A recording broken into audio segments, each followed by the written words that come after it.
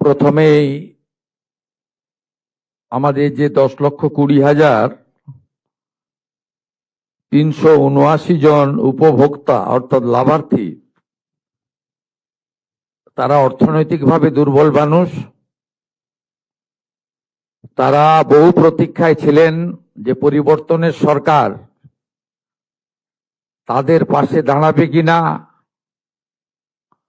তারা তাদের গৃহ নির্মাণ সম্পূর্ণ করতে পারবেন কিনা ইত্যাদি দোলাচলে তারা ছিলেন বা তাদের মধ্যে ভ্রম ঢোকানো হয়েছিল। কারণ পশ্চিমবঙ্গে যত বেনিফিট সরকারি অর্থে দেওয়া হয়, কখনো সরকারের নাম বলা হয় না। যেখানে ভারত সরকার প্রধানমন্ত্রী অন্ন সুরক্ষা যোজনা থেকে প্রধানমন্ত্রী আবাস যোজনা বর্ণ ধর্ম দলমত নির্বিশেষে দেন, কখনোই বলেন না যে নরেন্দ্র মোদী দিচ্ছেন, কখনোই বলেন না যে বিজেপি দিচ্ছেন। কিন্তু পশ্চিমবঙ্গে আমরা দেখে এসেছি যা হয়েছে, কখনো বলা হয়েছে এটা মমতা ব্যানার্জি দিয়েছেন, এটা তৃণমূল কংগ্রেস দিয়েছে, এটা তো দিদি করে গেছেন, এটা তো পিসির স্কিম। তাই অনেক ভ্রম আপনাদের মধ্যে ছিল যে কমপ্লিট করতে পারবো কিনা।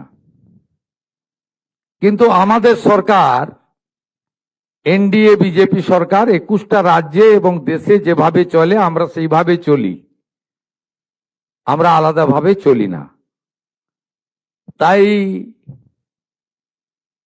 আজকে 10,20,379 জন লাভার্থী তাদের গৃহ নির্মাণের যে দ্বিতীয় কিস্তি অর্থাৎ ফাইনাল কিস্তির টাকা 60,000 করে পেলেন, যার সম্পূর্ণ করলে 6,000 কোটি টাকার বেশি হয়। এটা প্রদানের মধ্য দিয়ে প্রমাণ হয়েছে যে নরেন্দ্র মোদীজির যে সংকল্প বিকাশ, উন্নয়ন এবং বিকশিত ভারত তখনই সম্পন্ন হবে যখন বিকশিত পশ্চিমবঙ্গ হবে। সেটা আমরা একটা ধাপ এগিয়ে গেলাম। আমি পুরো কৃতিত্ব দেব আমাদের মন্ত্রিসভার অত্যন্ত গুরুত্বপূর্ণ সদস্য, পঞ্চায়েত গ্রামোন্নয়ন এবং এগ্রি মার্কেটিং দপ্তরের পূর্ণ মন্ত্রী, এই রাজ্যের প্রতিষ্ঠিত নেতা সম্মানীয় দিলীপ ঘোষ মহোদয়কে। তার কার্যকালের 3 মাসের মধ্যে তিনি এই চলমান কর্মসূচির তদন্ত করিয়েছেন। কারণ আমাদের নীতি ছিল যে সঠিক উপভোক্তা চিহ্নিত করেই টাকাটা দেব, অবৈধ লোকের হাতে টাকা দেব না, অভারতীয় অনুপ্রবেশকারীদেরকে টাকা দেব না।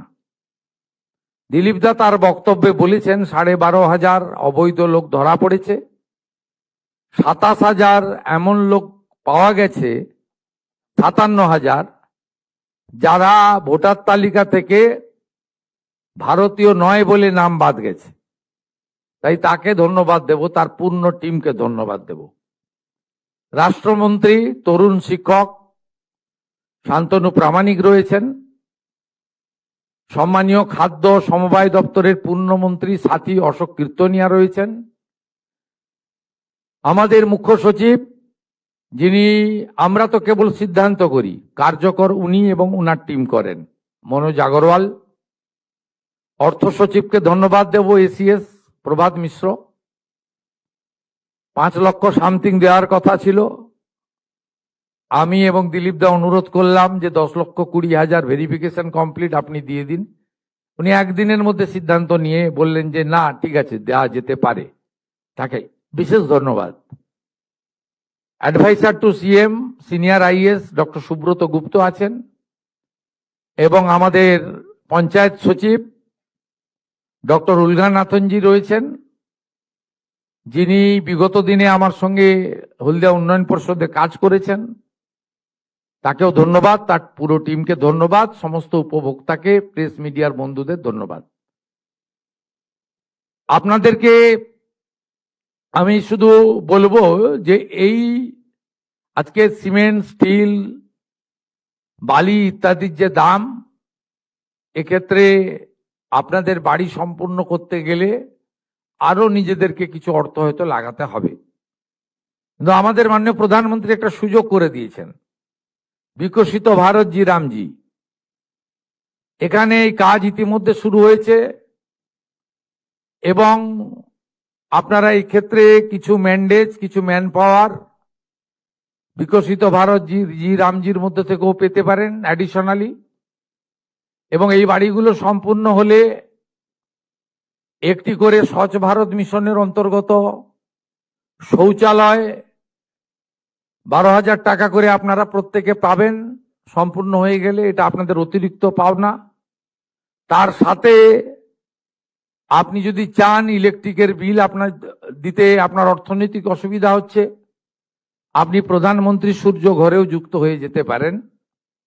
অর্থাৎ আপনি সোলার প্যানেল পাবেন 100 ইউনিটে 30,000 টাকা সাবসিডি, 200 ইউনিটে 60,000 টাকা সাবসিডি, 300 ইউনিটে 78,000 টাকা সাবসিডি ফ্রম সেন্ট্রাল গভর্নমেন্ট। আর যদি SC ST পরিবার হন, পশ্চিমবঙ্গ সরকার নিজস্ব অর্থ থেকে আরো 15,000 টাকা আপনাকে অতিরিক্ত সাহায্য করবে তফসিলি জাতি এবং উপজাতিদের, যাদেরকে আমরা ভগবানের চোখে দেখি। অতিরিক্ত 15,000 টাকা তাদেরকে আমরা দেব। অর্থাৎ প্রধানমন্ত্রী সূর্য ঘরও আপনি লাগাতে পারেন। এই সুযোগগুলো কাজে লাগিয়ে বাড়িগুলোকে সুন্দরভাবে নির্মাণ করুন। আর আমরা মন্ত্রিসভা বসে ঠিক করেছি যে পশ্চিমবঙ্গ নামটার ব্যাপক একটা ঐতিহ্য লুকিয়ে রয়েছে। কারণ বিভীষিকাময় দেশভাগ যেদিন হয়েছিল 1947-এ, সেদিন আমাদেরকে পাকিস্তানে নিয়ে যাওয়ার চক্রান্ত হয়েছিল, পূর্ব পাকিস্তানে। সেদিন ডক্টর শ্যামাপ্রসাদ মুখার্জির নেতৃত্বে পূর্ব পাকিস্তান দ্বিখণ্ডিত হয় পশ্চিমবঙ্গ আইনসভায় 58-21 ভোটে, এবং তার ফলেই পশ্চিমবঙ্গ সৃষ্টি হয়েছে। তাই আমরা যে বিচারধারায় সরকার চালাই, এবং এটা কঠিন বাস্তব যে পশ্চিমবঙ্গ নাম, আমরা পশ্চিম নামটা কোনোদিন মুছে দিতে পারি না। পশ্চিম নামটা তৈরি করার মধ্য দিয়ে অনেক ইতিহাস লুকিয়ে রয়েছে, যা বর্তমান প্রজন্ম, আগামী প্রজন্ম জানা দরকার। তাই আমরা বাংলার বাড়ির নাম পরিবর্তন করে মন্ত্রিসভা সিদ্ধান্ত নিয়েছি, এটি পশ্চিমবঙ্গ আবাস নামে পরিচিত হবে। পশ্চিমবঙ্গের নাম আমরা কখনো বলতে দিতে পারি না, এটা আমাদের কর্তব্যের মধ্যে পড়ে। আপনাদের সকলকে ধন্যবাদ জানাই। আমরা থেমে থাকব না। বাকি যাদের জেনুইন ভেরিফিকেশন হয়ে যাবে তাদেরও অর্থ সম্মানীয় দিলীপ ঘোষের নেতৃত্বে তার দপ্তর সঠিক সময় দেবে। কোনো কোনো সময় আমার উপস্থিতি প্রয়োজন মনে করলে তারা ডেকে নেবেন। আমরা একসঙ্গে কাজ করি, একটা টিমে কাজ করি। আরো খুশির খবর আপনারা পাবেন। ইতিমধ্যে মাননীয় মন্ত্রী বলেছেন, মাননীয় মুখ্য সচিব বলেছেন যে বিগত সরকার কেন্দ্রীয় সরকারের সঙ্গে শুধু যুদ্ধ করে গেছেন, কেন্দ্রীয় সরকারের সঙ্গে লড়াই করেছেন, বাংলার মানুষ বঞ্চিত হয়েছে। যদিও মাননীয় প্রধানমন্ত্রী নরেন্দ্র মোদীজি রাজনীতির মধ্যে থাকেন না, তিনি উন্নয়নের মধ্যে থাকেন। 2004 থেকে 14 তদানীন্তন ভারত সরকারের আমলে 25,000 টাকা ছিল। স্কিমের নাম ছিল ইন্দিরা আবাস যোজনা, IAY। মাত্র 25,000 টাকার বাড়ি হতো, তাও একটা গ্রাম পঞ্চায়েতের ভাগে 3টে করে বাড়ি আসতো। মানে এত অল্প বরাদ্দ ছিল। এবং 4 থেকে 14 পশ্চিমবঙ্গ কত টাকা পেয়েছে? 4,664 কোটি টাকা।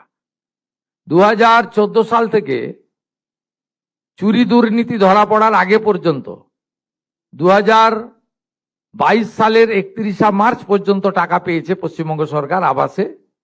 এই অ্যামাউন্ট হলো 30,000 কোটি টাকা। কত বাড়ির জন্য টাকা দিয়েছে ভারত সরকার?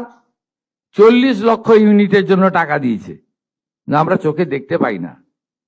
বহু জায়গায় আবাসের নামে দুর্নীতি হয়েছে, চুরি হয়েছে, লুট হয়েছে। কিন্তু প্রধানমন্ত্রী 30,000 কোটি টাকা আবাসে দিয়েছেন, যদিও তাকে শুনতে হয়েছে বিগত সরকারের মুখ থেকে যে আমাদের বঞ্চিত করে রাখা হয়েছে, আবাস দেওয়া হয় না, ইত্যাদি ইত্যাদি, 100 দিনের কাজ দেওয়া হয় না। এই তথ্যগুলো আমার সঙ্গে যেহেতু পশ্চিমবাংলার এই মুহূর্তে 341টি ব্লকের মানুষ যুক্ত রয়েছে, দলমত বর্ণ ধর্ম নির্বিশেষে মানুষ যুক্ত রয়েছে, প্রান্তিক মানুষরা যুক্ত রয়েছে, সব দলের লোকেরা যুক্ত রয়েছে, সব আধিকারিকরা যুক্ত রয়েছে, আপনাদের এসব তথ্য জানা দরকার রয়েছে। তাই আমি এসব সঠিক তথ্য আপনাদেরকে পরিবেশন করলাম। আপনারা শুনলে খুশি হবেন। কেন্দ্রীয় পঞ্চায়েত ও গ্রাম উন্নয়ন মন্ত্রী এসেছিলেন, তিনি আমাদেরকে 1 লক্ষ নতুন বাড়ির অনুমোদন দিয়ে গেছেন। 1 লক্ষ নয়, আমরা যত লক্ষ চাইব ততই পাবো। আমাদের সার্ভের শেষ দিন ছিল 20 জুলাই। মাননীয় মন্ত্রী দিলীপ ঘোষ মহোদয় অনুরোধ করার পরে শিবরাজ সিং চৌহানজি এটা বাড়িয়ে 15ই আগস্ট পর্যন্ত টাইম দিয়েছেন। ভেরিফিকেশন লিস্টের কাজ চলছে। এখনো যারা আবাস যোজনায় অন্তর্ভুক্ত হননি, নাম তুলুন। আমরা দল দেখব না, সম্প্রদায় দেখব না, ধর্ম দেখব না, আমরা শুধুমাত্র গাইডলাইন দেখব এবং প্রকৃত প্রাপক কিনা দেখব, এবং বিগত দিনে আপনার নামে টাকা উঠেছে সেই টাকা নয়ছয় হয়েছে কিনা দেখব। এই কয়েকটা ক্রাইটেরিয়া দেখার পরে উনি কথা দিয়ে গেছেন 20 লাখ, 25 লাখ, 30 লাখ, 40 লাখ যত বাড়ি লাগবে ভারত সরকার আমাদেরকে অর্থ সাহায্য করবে। স্টেট শেয়ারটা দেওয়ার জন্য আমরা প্রস্তুত রয়েছি। তাই পুজোর পরে পরেই, দুর্গোৎসবের পরে পরেই দেখবেন যে আরো কয়েক লক্ষ বাড়ির প্রথম কিস্তির টাকা আমরা আরো বড় কর্মসূচির মধ্য দিয়ে করব। তাই এই অর্থে বাড়ি নির্মাণ করুন। সঙ্গে বিকশিত ভারত জি রামজির 125 দিনের কাজ, অর্থাৎ বছরে ন্যূনতম 34,500 টাকার কর্মদিবস, সেটাকে প্রপারলি ব্যবহার করুন। 12,000 টাকার শৌচালয় লাগান। সঙ্গে প্রধানমন্ত্রী সূর্যঘর যোজনার সুযোগ নিন। আমাদের ভিডিও ভালো লাগলে লাইক এবং শেয়ার করুন। কমেন্ট সেকশনে গিয়ে জানান আপনাদের মতামত। আরও ভিডিও পেতে আমাদের চ্যানেল সাবস্ক্রাইব করুন এবং প্রতি মুহূর্তে খবরের আপডেট পেতে প্রেস করুন বেল আইকন।